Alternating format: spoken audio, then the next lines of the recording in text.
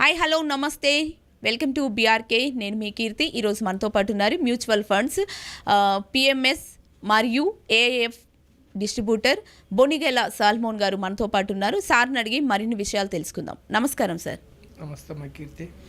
Sir, common man ధనవంతులు అవ్వాలంటే ఎలా సార్? ప్రతి ఒక్కరి కోరిక ఉంటుంది మేము కూడా ధనవంతులు అవ్వాలి అని. ఎలా సార్, ఎలా ప్లాన్ చేసుకోవాలి, ఎలా అవ్వాలి అసలు ధనవంతులు? చూడమ్మా కీర్తి, నేను ఎడ్యుకేట్ చేసేది ఏమంటే సార్, యూత్, ఎస్పెషల్లీ యూత్ 25 నుంచి 35 ఏజ్ ఉన్న వాళ్ళ గురించి నేను ఎడ్యుకేట్ చేస్తున్నాను. సార్, మీకున్న పెద్ద అడ్వాంటేజ్ ఏమిటంటే యూత్కి టైం ఉంది. మీకు టైం ఆరిజిన్ అంటే మీరు ఇన్వెస్ట్ చేసిన డబ్బు పెరగాలంటే టైం ఇవ్వాలి. మీరు ఒక మొక్క పెట్టారు, వృక్షం అవ్వాలంటే కొంత టైం ఇవ్వాలి. వృక్షం అయిన తర్వాత ఎన్ని ఆటుపోట్లు వచ్చినా, అంటే గాలి దుమ్ములు కానీ పెద్ద పెద్ద వర్షాలు కానీ తుఫాను వచ్చినా కానీ అది తట్టుకోగలదు. ఓకే. అలాగే మీ ఫైనాన్షియల్ అసెట్ కొంచెం కొంచెం స్టార్ట్ చేసి ఒక 10, 15, 20 ఇయర్స్ టైం ఇస్తే సార్ మీరు ఆర్థికంగా నిలదొక్కుంటారు. అయితే మిమ్మల్ని నేను ఎక్కడ పెట్టమని చెప్తున్నా అంటే ఈక్విటీస్ అని పరిచయం చేస్తున్నాను మీకు. ఈక్విటీస్. Okay sir. ఈక్విటీస్ అంటే ఏమిటి? ఈక్విటీస్ అంటే కంపెనీస్లో ఓనర్షిప్. మీరు ఒక నెల ఉద్యోగం చేస్తున్నారు. అవును సార్. మీ చేతిలోకి డబ్బు వస్తుంది. అవును సార్. మీరేం చేస్తారంటే ఒక 20% డబ్బు, నెలకు 10,000 వచ్చేవాళ్ళు 2,000 రూపాయలు మీది కాదు అనుకొని ఇన్వెస్ట్ చేయండి. 20,000 వచ్చేవాళ్ళు 4,000 ఇన్వెస్ట్ చేయండి. 30,000 వచ్చేవాళ్ళు 6,000 రూపాయలు ఇన్వెస్ట్ చేయండి. ఒక 10 సంవత్సరాలు, 13 సంవత్సరాలు, అట్లీస్ట్ 10, 13, 15, 17, 20 మీ ఇష్టం. మినిమం 10, ఓకే సార్, 20 వరకు ఇన్వెస్ట్ చేస్తే మీ డబ్బే మీకు డబ్బును సమకూర్చి పెడుతుంది. ఒక్కసారి మీ చేతిలోకి వచ్చిన డబ్బు మీకు బానిస కావాలి, మీకు ఎంప్లాయ్ కావాలి, మీకోసం పనిచేయాలి, యూత్ కోసం. అవును సార్. ఎలా? ఏం లేదు, మీరు మీ చేతి 30,000 ఈ రోజులు 1,000 రూపాయలు ఎవరికైనా వస్తుంది కదమ్మా. అవును సార్. అవును సార్. నెలకు రోజుకి 1,000 రూపాయలు ఎవరికైనా వస్తుంది. అవును సార్. 30,000, 5 నుంచి 6,000, ఇంకెక్కువ పెట్టుకుంటే సూపర్. ఒక 10 సంవత్సరాలు గ్రూప్ ఆఫ్ కంపెనీస్లో పెట్టమంటున్నా. అంటే మీరు ఇంట్లో నిద్రపోవాలి కానీ మీ డబ్బు నిద్రపోకూడదు. మీరు కంపెనీలో ఇన్వెస్ట్ చేస్తే, కంపెనీస్లో మీరు ఓనర్షిప్ తీసుకుంటే మీకోసం వేరే వాళ్ళు పనిచేస్తారు. అంటే డబ్బును పనిలో పెట్టమంటున్నాను. యూత్కి నేను ఏం చెప్తున్నా అంటే ఈక్విటీస్. ఈక్విటీస్ అంటే ఏంటి? కంపెనీస్లో ఓనర్షిప్. కంపెనీస్లో ఓనర్షిప్ ఎక్కడ దొరుకుతుంది? మీరు ఒక కంపెనీస్లో ఓనర్ అవ్వాలి. ఎక్కడ దొరుకుతుంది? కంపెనీస్లో ఓనర్ ఎలా అవుతారు?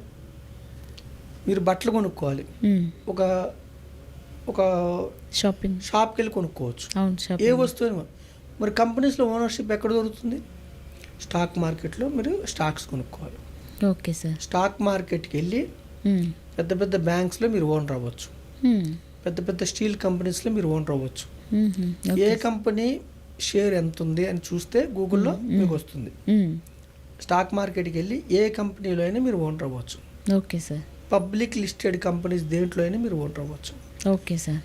పెద్ద పెద్ద బ్యాంక్స్, భారతదేశంలో ఉన్న పెద్ద బ్యాంక్స్ ఒక 7 ఉంటాయి మా ఉంటాయి. అవును సార్.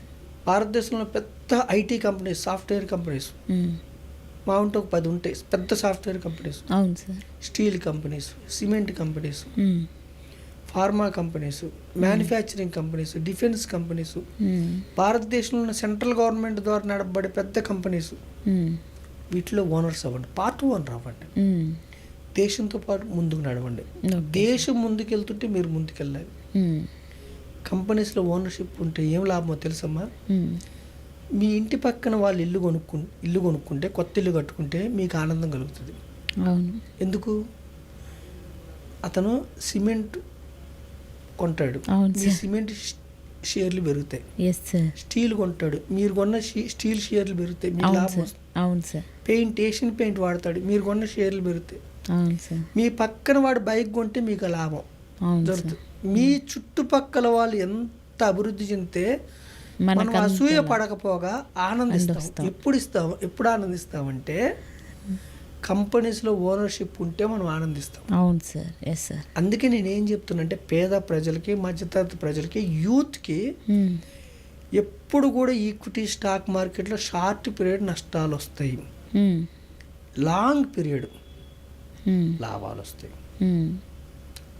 ఎందుకు ఎలా చెప్తున్నామంటే సెన్సెక్స్ అంటే ఇండియాలో ఉన్న టాప్ 30 కంపెనీస్, వివిధ రంగాలకు చెందిన కంపెనీస్, నిఫ్టీ టాప్ 50 వివిధ రంగాలకు చెందిన 50 కంపెనీస్ గత 10 ఏళ్ళు రిటర్న్స్ తీసుకోండి. ఆ కంపెనీస్ భారతదేశంలో పెద్ద పెద్ద కంపెనీస్, అవి ముందుకెళ్తున్నాయి. మీరు కూడా ముందుకెళ్ళండి. ఓకే. సో నేనేం చెప్తాను, యూత్కున్న మిక్కిలి అడ్వాంటేజ్ ఏమిటంటే ఈ రోజే మీకు డబ్బు అవసరం లేదు వెనక్కి. అవును సార్. మదుపు చేయండి 10 ఏళ్ళు, 13 ఏళ్ళు, 15 ఏళ్ళు తర్వాత మీకు ఉద్యోగం లేకపోయినా మీ ఫైనాన్షియల్ అసెట్ ఇక్కడ మదుపు చేస్తే ఇవి లీగల్. ఇక్కడ మరీ ప్రజలకు హెచ్చరించేది ఏంటంటే స్టాక్ మార్కెట్ టిప్స్ అని ఎక్కడెక్కడ నుంచో మీకు కాల్స్ వస్తున్నాయి, రాజస్థాన్, గుజరాత్, ఇంకోటి ఆ వలలో పడొద్దు. ఓకే. అన్నోన్ లింక్స్ క్లిక్ చేయొద్దు. Okay sir. ఏది చేసినా లీగల్గా చేయండి.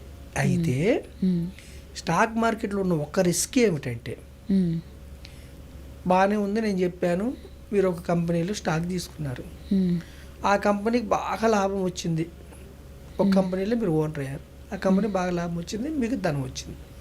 ఆ కంపెనీ నష్టం వచ్చి దివాళా తీస్తే డబ్బు మొత్తం పోదు. అందుకే నేనేం చెప్తున్నానంటే ఒక కంపెనీ, 2 కంపెనీ, 3 కంపెనీలు కాదు, కొన్ని గ్రూప్ ఆఫ్ కంపెనీస్లో మీరు పెట్టుబడి పెట్టండి.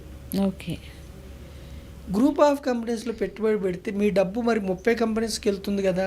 అవును సార్. లాభాలు తగ్గుతాయి కదా. తగ్గుతాయి. ఒకే కంపెనీ 2 కంపెనీలు పెడితే ఎక్కువ లాభాలు వస్తాయి, ఇక్కడ ఎక్కువ లాభాలు రాకపోవచ్చు. అవును సార్. అవును. కానీ ఇక్కడ డబ్బు జీరో కాదు. Yes sir. 30 కంపెనీలు పెద్ద కంపెనీస్లో పెడితే డబ్బు జీరో కాదు, రిస్క్ తగ్గిపోద్ది. Okay sir. రిటర్న్ కోట్లు గురిపించకపోవచ్చు. ఓకే. కాకపోతే జీరో ఒక 12% అంటే బ్యాంకులో 6% వస్తే ఇక్కడ 12%, గోల్డ్లో 9% వస్తే ఇక్కడ 12% వచ్చే అవకాశము Sensex, Nifty mid cap, Nifty small cap, Nifty 500లో ఇక్కడ వస్తున్నాయి. పవర్ ఆఫ్ కాంపౌండింగ్ వల్ల ప్రతి నెల మీరు ఇన్వెస్ట్ చేయటం వల్ల, లేదంటే ఒక ఎఫ్డి లాగా కొంత పెట్టడం వల్ల, కొంతకాలం ఉండటం వల్ల ఇక్కడ వెల్త్ క్రియేట్ అవుతుంది. Okay sir. సో నేనేం చెప్తున్నంటే కామన్ మ్యాన్కి మీ చేతిలోకి వచ్చిన డబ్బుని మీరు మళ్ళీ పనిలో పెట్టండి. ఓకే. మీ మనీని మీకోసం పనిచేసేలాగా పెట్టండి.